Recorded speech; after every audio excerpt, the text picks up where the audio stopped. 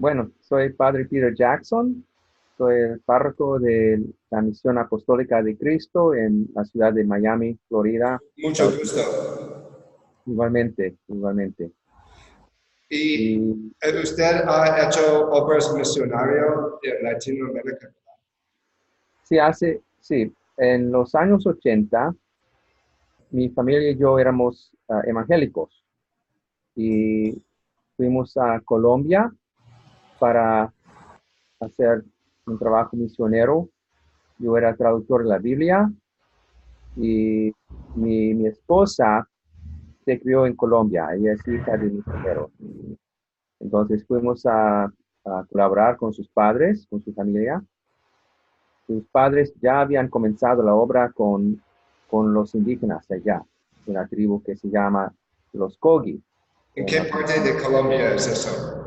Queda en la costa atlántica, o sea, por el Caribe, pero viven en unas montañas que se llama ah, la Sierra Nevada de Santa Marta. Y son montañas pegadas al mar. Y una pregunta, padre.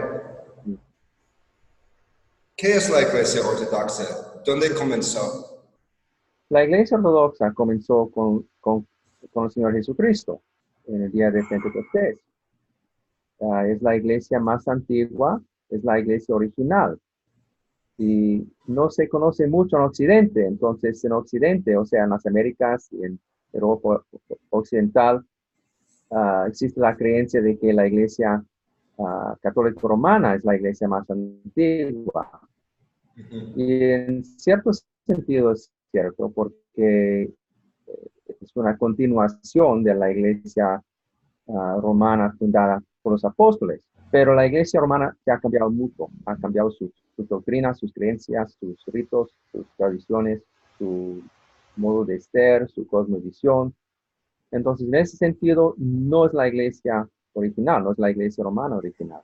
Es un poquito increíble para mí cuando gente dice que creen en la Biblia. Y la Biblia es la última autoridad y no ven que en la Biblia hay estructuras materiales de liderazgo, tal en el Old Testament como en el New Testament.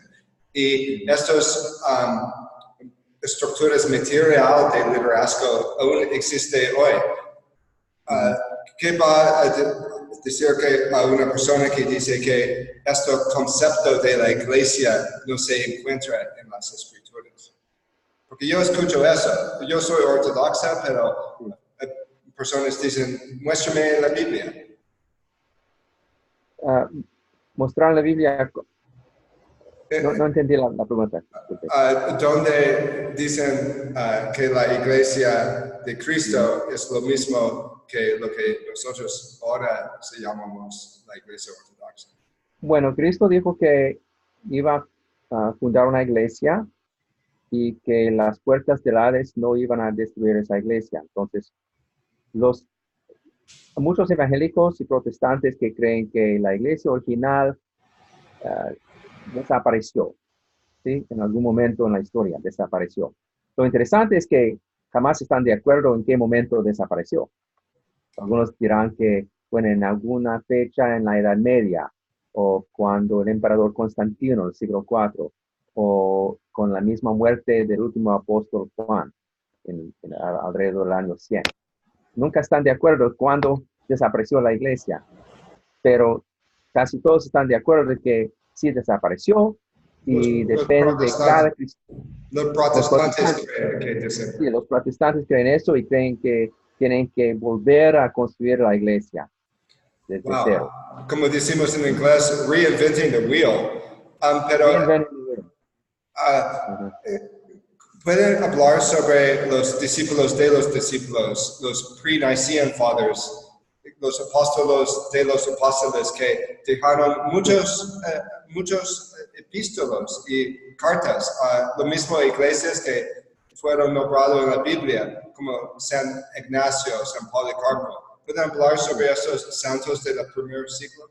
Y eso es muy interesante porque cuando éramos misioneros en Colombia, éramos evangélicos y estábamos haciendo una obra evangélica, pero un día estaba yo en una librería de libros usados y encontré un libro que se llama Los Padres Apostólicos. Y yo no sabía nada de esos padres apostólicos. Y compré el libro y descubrí, por mi sorpresa, de que eran los discípulos de los apóstoles. Y me di cuenta de que, aunque mirando atrás era tan obvio, tan evidente de que los discípulos, los apóstoles originales de Cristo, tenían que tener sus propios discípulos, sus propios seguidores. Y eran la segunda generación de la iglesia. Y ellos a su vez tenían sus propios discípulos, la tercera generación. Entonces la tradición de la iglesia, la tradición de Cristo, los apóstoles, pasaba de generación en generación sin ningún cambio. San Pablo en la Biblia, escribiendo a Timoteo, dice que um, te he ordenado a ti para que tú a tu vez ordene a otros hombres que a su vez van a ordenar a otros hombres. Entonces, el mismo San Pablo está hablando de la sucesión apostólica.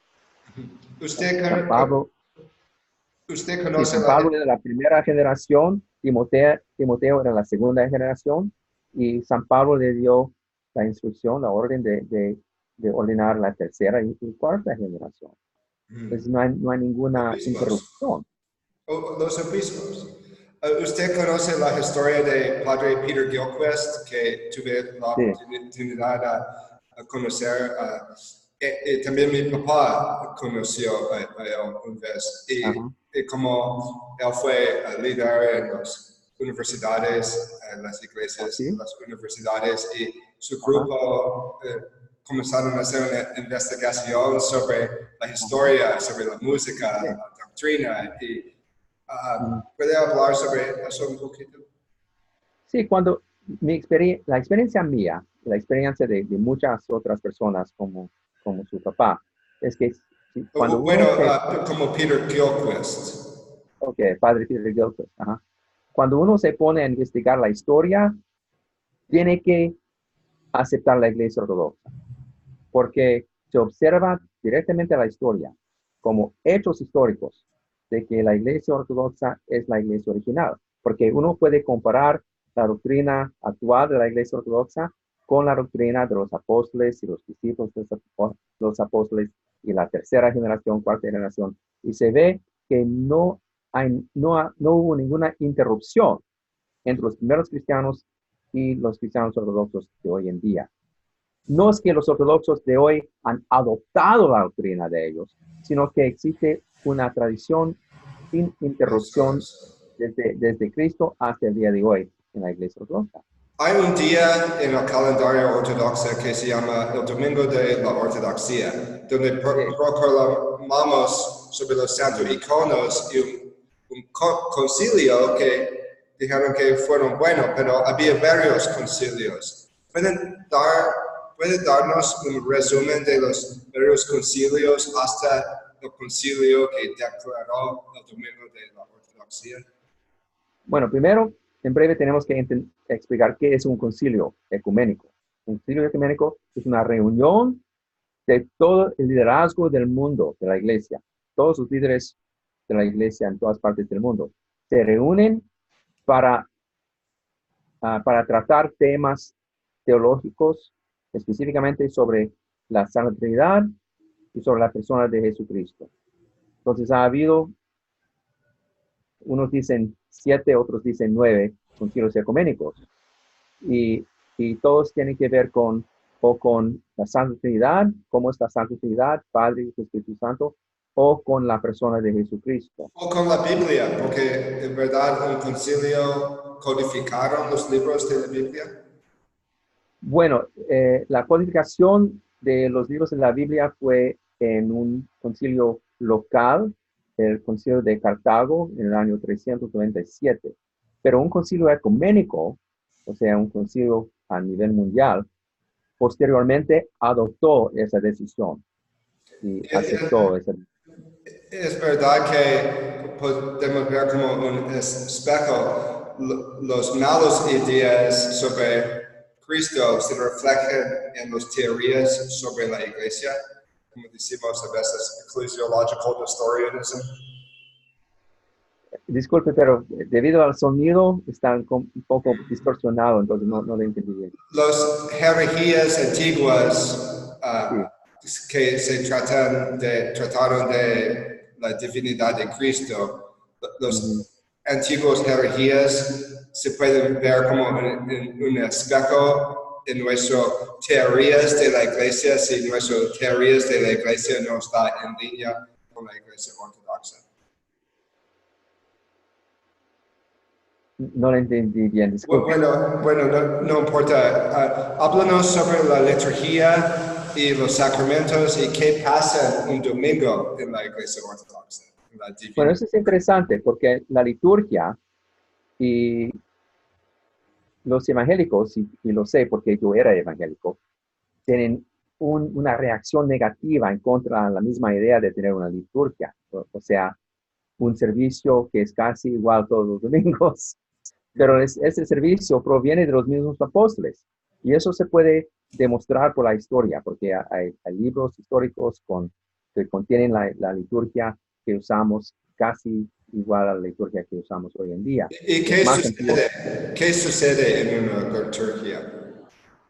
Bueno, la liturgia consiste en dos partes. Y históricamente, la primera mitad, digamos, proviene del servicio judío de la época de Jesucristo. Contiene lecturas bíblicas, contiene ciertas oraciones, o sea, la estructura, la primera mitad, es la misma estructura de un servicio de una sinagoga, pero no una sinagoga de hoy en día, porque se ha cambiado mucho después de 2000 años, sino la forma de servicio de una sinagoga en la época de Cristo y los apóstoles. La segunda mitad es el servicio de la Santa Comunión, cuando se preparan los dones del cuerpo y sangre de Cristo y se administra a los fieles, a los hermanos. Entonces, históricamente eran dos servicios separados, pero se juntaron. Entonces tenemos la primera mitad, la segunda mitad, se juntaron, esa es la liturgia de hoy en día. Entonces, te corté más antes que terminó sobre los concilios. También quiero escuchar un poquito sobre el domingo de la ortodoxia y por qué usamos iconos. Sí, el séptimo concilio ecuménico tenía que ver con el uso de los iconos, porque por más de un siglo había una controversia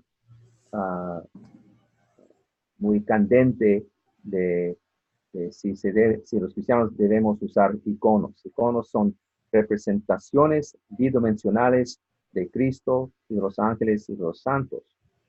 Y muchos evangélicos creen que no se debe usar iconos, que son ídolos, que son imágenes, y los 10 mandamientos están en contra de las imágenes.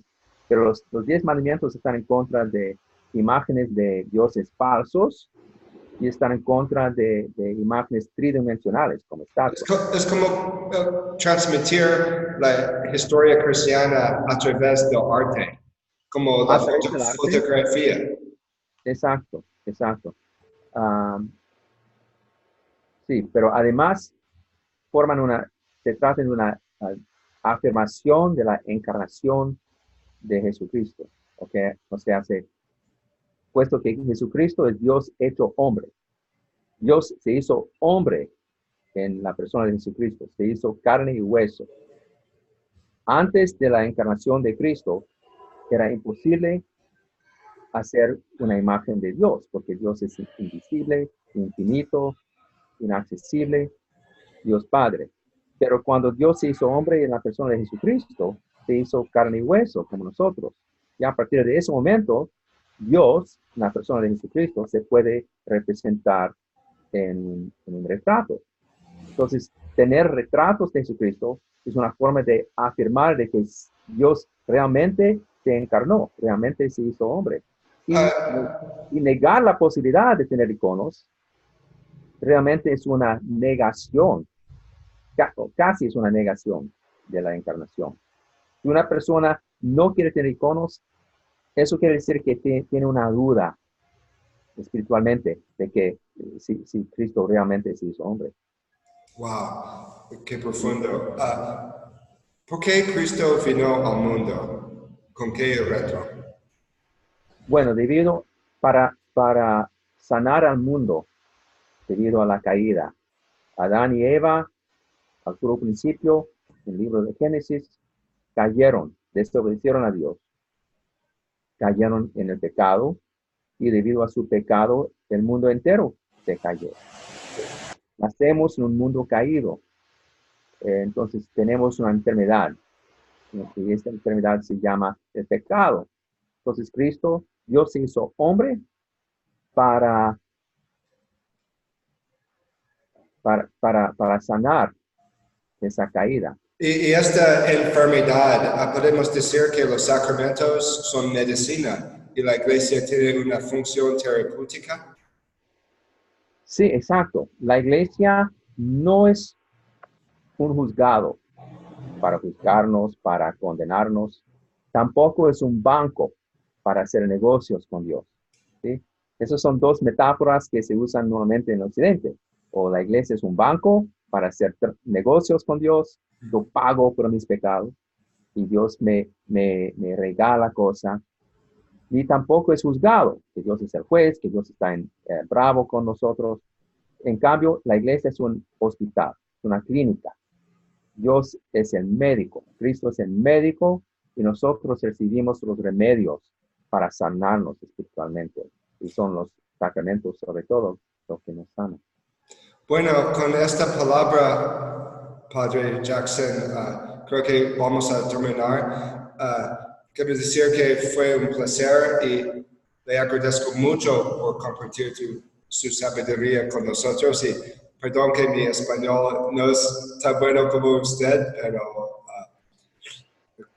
Gracias por la con oportunidad. nuestra debilidad, Cristo es. Muchas gracias.